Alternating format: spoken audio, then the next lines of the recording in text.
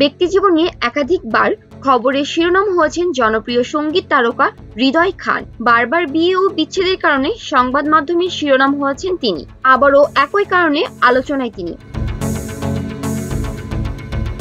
নিজের চেয়ে বয়সে বড় দেশের জনপ্রিয় মডেল অভিনেত্রী সুজানা জাফরকে বিয়ে করে চারদিকে হইচই ফেলে দিয়েছিলেন হৃদয় খান।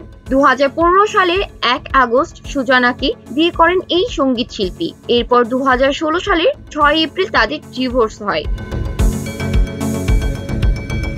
সুজনার সঙ্গে ডিভোর্সের কিছুদিন পরই নতুন প্রেমে মজেন এই গায়ক। 2017 সালের 10 সেপ্টেম্বর পারিবারিক আয়োজনে হুমায়রাকে বিয়ে করেন হৃদয় খান। এবার জানা গেল হৃদয় খান ও হুমায়রার সংসারও ভেঙে গেছে। বিয়ের কয়েক বছর সংসার করলেও হৃদয় খানের আচরণ ও জীবনযাপনের অতিষ্ঠ হয়ে তাকে ডিভোর্স দিয়েছেন হুমায়রা নিজেই।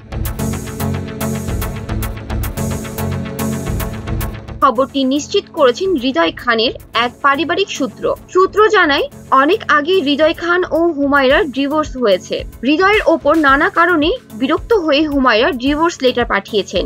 হৃদয় ও তার পরিবার ডিভোর্সের বিষয়টি গোপন রেখেছে। হুমায়রার সঙ্গে এটি ছিল হৃদয় খানের তৃতীয় বিয়ে। এর আগেও পূর্ণিমা আক্তার নামের এক মেয়েকে বিয়ে করেছিলেন হৃদয়। জান্নাতুল ফেরদৌস, শোবিজ 24, ঢাকা।